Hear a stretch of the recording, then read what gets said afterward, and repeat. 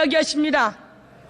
이재명 당대표 부인 관련해서는 129번을 압수수색했으면 주가 조작한 윤석열 대통령의 배우자 김건희 주가 조작은 최소 1290번은 압수수색해야 공정한 거 아니야? 이렇게 이야기하십니다. 맞습니까, 여러분? 대한민국의 세상이 공정하라면, 법 앞에 평등하라면 모든 사람은 법 앞에 평등해야 합니다. 검찰은 모든 사람에게 공정해야 합니다. 주가 조작에 대해서 제대로 수사하고 그리고 기소해야 되는 것이 바로 대한민국의 검찰이 해야 될 일이다. 이렇게 국민들이 전하라고 이야기하십니다. 그리고 국민들은 이야기하십니다. 아니, 무능한 것도 참기 힘든데 영빈관이 웬 말이야, 이렇게 이야기하십니다. 여러분, 멀쩡히 있는 청와대에서 나가더니 용산의 국방부실을 차지하고 앉더니 이제는 영빈관을 만든다고 878억의 예산을 숨겨서 기금에다가 넣어놨습니다. 더불어민주당에서 이걸 찾아내지 않았으면 여러분 어쩔 뻔했습니까?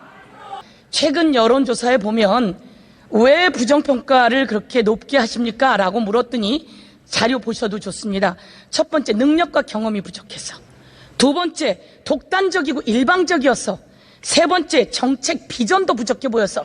네 번째, 김건희 부인 문제라고 이야기를 하고 있습니다. 이렇게 무능하고 오만하다라고 하는 이야기가 바로 여기서 나오는 것입니다. 그러면 그리고 또 김건희 여사 관련한 의혹에 대해서 공정한 수사가 필요하다, 이렇게 요구하는 것입니다. 이와 관련해서 우리 총리께서는 윤석열 대통령과 또 이 정부를 위해서 어떤 역할을 해야 된다고 보십니까? 우선 경제를 살려야 된다고 생각합니다. OECD 평균 법인세율 총리님, 저를 보고 이야기하세요. 예, 저를 보고. 법인세율 평균 그 21%보다는 아직 높다 하는 말씀을 드리고 싶고요. 자, 한덕수 총리님, 그러면 총리님은 왜 노인 일자리 예산은 깎아버리고 이 정부가 청년 일자리 사업도 깎아버리고, 제가 화면 띄워놨는데요, 중소벤처 예산도 깎아버리고, 그리고 또 서민 공공주택 예산도 다 깎아버리고 있습니다. 그리고 군인들의 팬티값까지 깎아버린 이 비정한 정부, 요것이 바로 지난 수해가 났을 때 지하방을 쳐다보면서 카드 홍보까지 했던 대통령이 서민 예산을, 임대주택 예산을 이렇게 깎았어요. 알고 계셨습니까? 의원님께서 예산의 일부만 지적을 하시는데요. 일부만 지적하셔가지고는 예산의 전체적인 것을 좀 이해하시기는 조금 좀 어렵지 않나 싶습니다. 대정부 질문에서는 국민의 목소리를 대신하는 국회의원들의 이야기를 듣고 그것을 정책에 반영해야겠죠. 그러나 저희는 충분히 대안을 가지고 지금 예산을 편성하고 있다는 말씀을 드리겠습니다. 이제 더 이상 개선될 여지가 없지 않을까 걱정이 되는데요. 이거 한번 봐주세요. 윤석열 정부의 비정한 예산, 군인 예산을 이렇게 삭감했어요. 전투화 310억, 팬티 5억, 양말 4억. 대한민국의 국민들이 모두 다 아이들을 군대 보내고 있는데 우리 아이들이 한겨울에 내일 좀 있겠다는데 이 예산을 깎았어요. 그러면서 하는 이야기가 인구가 줄어서, 군인이 줄어서라고 이야기를 하는데 이런 비정한 예산 해서 되겠습니까?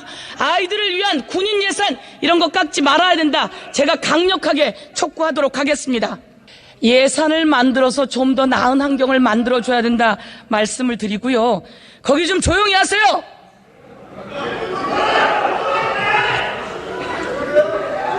더불어민주당에서 특검법을 발의했습니다. 주가 조작 의혹을 확실하게 수사해야 된다. 그래서 김건희 대통령 배우자 특검법을 발의했습니다.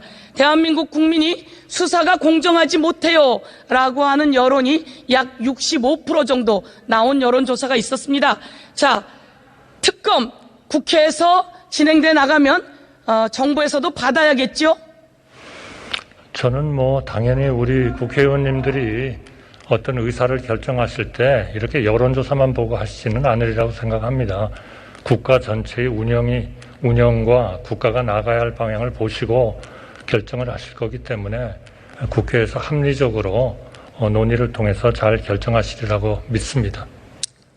얼마 전 뉴스타파에서 이 주가 조작 관련해서 재판정에서 진행돼 나간 녹취록이 공개됐습니다. 이건 재판정에서 도이치모터스 사장인 권오수 변호사가 낸 녹취록이에요.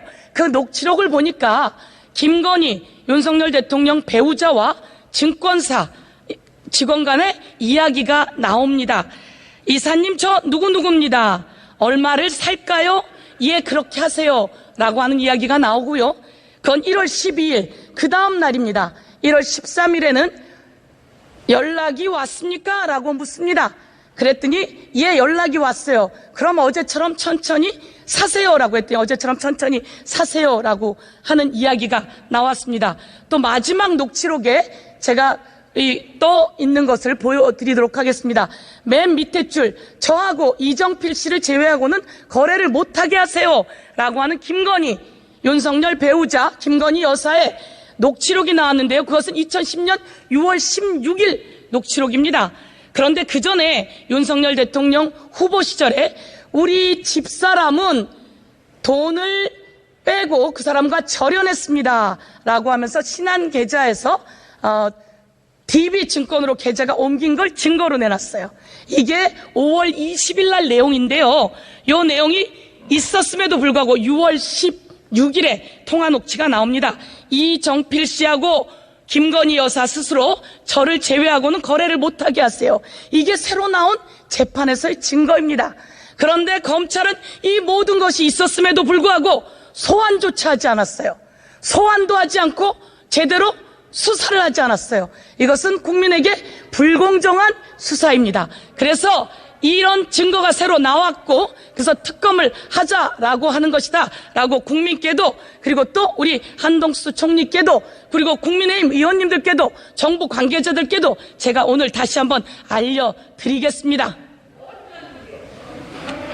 저는 지금 말씀하신 여러 가지 의원님께서 중요한 일이다 이렇게 말씀하신 것들, 이런 것들은 수사 중인 검찰이나 수사당국이 어련히 알아서 그런 문제를 잘 검토하겠습니까? 그것이 죄가 되면 검찰이 그렇게 조치를 할 거고요. 죄가 안 되면 결국 못하는 거 아니겠습니까? 저는 그렇게 생각합니다. 우리의 검찰이 그 정도의 중립성과 그 정도의 투명성과 공정성은 가지고 있다 이렇게 생각합니다.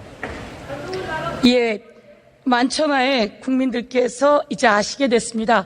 아, 국무총리도 특검을 거부하고 있구나. 그리고 주가 조작을 비호하는 그런 사람 중에 한 명은 아닌가 이렇게 국민들이 생각합니다. 특검을 거부하는 것은 지금 이 상황에서는 주가 조작을 비호하는 내용이다라고 국민들이 생각할 수밖에 없다라고 하는 말씀을 드리도록 하겠습니다. 그리고 윤석열 대통령께서 말씀하신 게 허위다라고 하는 내용이 어떻든 보도를 통해서 확인이 되었습니다. 이와 관련해서는 윤석열 대통령도 수사 대상인데 어떻게 보고 계십니까? 저는 그 모든 것은 이미 우리 의원님께서 결정하시는 거에 따르지 않겠냐 이렇게 생각합니다. 국회에 나와 있고 국회에서 논의할 거고 또 국민을 대표하는 의원님들이 합리적인 판단을 하셔서 그 문제를 말하자면 이해하시고 또 처리하시고 그렇게 가야 되지 않겠나 생각합니다. 예, 국회에서 합리적으로 이 부분 특검을 진행해 나가면 정부에서 따라주길 바라고요. 이거 하나 물어보겠습니다. 대통령 부인께서 보석류 관련해서는 이야기 알고 계시죠? 6,200만 원짜리 목걸이 그게 맞는지, 그리고 또 2,500만 원짜리 브로치, 그리고 1,500만 원짜리 팔찌, 그리고 또 약 2,500만 원짜리 귀걸이, 이런 이야기가 있습니다. 이게 진짜가 맞는지 저희가 질문을 몇 번 했는데 답이 오질 않고 있습니다. 그리고 이것이 재산 등록에 등록되지 않았다면 허위 재산 신고인데 이와 관련해서 우리 총리께서 물어보고 확인하셨을 걸로 압니다. 이와 관련한 답변을 부탁드리겠습니다. 그 문제에 대해서는 이미 대통령실에서 충분히 설명을 했다고 저는 생각을 하고요.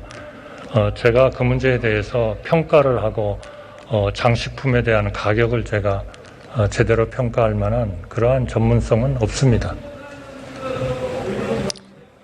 다시 좀 더 자세하게 얘기해 줘 보십시오. 예, 말씀을 다시 한번 이야기해 줘 보십시오. 지금 의원님께서 지적하신 그러한 사항들은 아마 대통령실에서 그동안에 설명을 한 것으로 제가 알고 있고요. 그리고 지금 의원님께서 장식품에 대한 가격을 이야기하시는데 저는 그 가격을 알 만큼 거기에 전문가가 아니다 하는 말씀을 드리는 겁니다. 확인하셔야죠. 글쎄요, 이미 해명을 다 했는데요. 제가 어떻게 확인을 하죠? 제가 지금 무슨 총리께서 리스크를 관리해 주셔야 됩니다. 그건 의원님께서 굉장히 좀 아주 호의적인 말씀을 해주시는데요. 네, 저도 그럼 그렇게 한번 하도록 노력을 해보겠습니다. 예, 재산신고 누락인지 빌렸는지 빌렸으면 차용증을 썼는지 그 많은 것이 뇌물성은 아닌지 이 부분에 대해서 관리해 주시고요. 다음은 영빈관 물어보겠습니다. 영빈관 짓는 878억 원 예산 알고 계셨습니까? 솔직히 말씀드리면 총리실의 예산을 기획재정부에 보내서 협의를 하는 그런 과정도 결국 국무조정실과 비서실이라는 조직들이 대부분의 일을 하게 됩니다. 그것이 국정이 돌아가는 하나의 제도입니다. 그러니까 총리가 총리실에서 건물을 짓는 것을 제가 다 알아야 된다. 그거는 현실적으로 영빈관 짓는 예산 878억 알고 계셨냐고 묻습니다. 몰랐습니까? 저는 몰랐고 신문을 보고 알았습니다. 왜냐하면 제가 지금 말씀드리지만 예산을 자, 그러면 필요성을 보도는 나왔고 대통령은 알고 있었다고 하십니까? 저는 대통령하고 그 문제를 논의할 시간은 없었습니다. 다만 분명한 거는 대통령님께서 당초의 취지, 보고를 받으시고 이 문제에 대한 보고를 언론에 제기돼서 보고를 받으시고 당초에 이 영빈관이라는 거를 대통령 혼자 쓰는 게 아니라 정부의 외교부 장관, 총리 필요하면 쓰도록 그런 국가의 어떤 자산으로 하려고 했는데 국민들이 현실적으로 충분히 현재 이해하고 있지 않다고 보기 때문에 이해하시지 못하고 있다고 보기 때문에 이거를 철회를 하라 이렇게 말씀을 하셔서 그러면 대통령이 그 일은 원래 이 예산을 알고 있었다는 얘기네요? 그것으로서 영빈관을 짓는 것에 대해서 대통령이 알고 있었다는 이야기군요. 아니, 제가 말씀드리는 거죠. 대통령께서 이 문제가 언론에 나오고 또 우리 의원님들께서 말씀을 하시니까 그 문제를 보고를 받으신 겁니다. 이 문제가 어떻게 된 거냐. 그러면 그걸 보고를 대통령도 받으시고 모르는 예산이었습니까? 보고를 받으시고 즉각 이거는 철회를 하는 게 좋겠다. 그런 결정을 하셨습니다. 그러면 대통령도 모르는 예산이었단 말씀이시군요.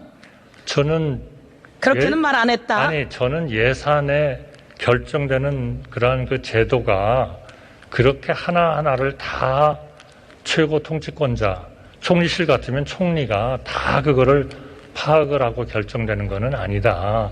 그거는 비서실장이고 그거는 필요하면 경호처장일 것이다. 그러나 대통령께서는 분명히 이게 문제가 됐을 때는 즉각 보고를 받으시고 철회하라는 그러한 결정을 하셨다는 말씀을 드리겠습니다. 영빈관을 짓는 것에 대해서 총리도 모르고 도대체 누가 추진한 겁니까? 이런 보도는 많이 보셨죠? 옮길 거야. 옮길 거예요? 응. 김건희 여사의 발언인데요. 이와 관련해서 제가 다시 한번 깊게 말씀드리고 국민이 분노하고 있다는 것을 말씀드리겠습니다. 예, 총리님 들어가셔도 좋습니다.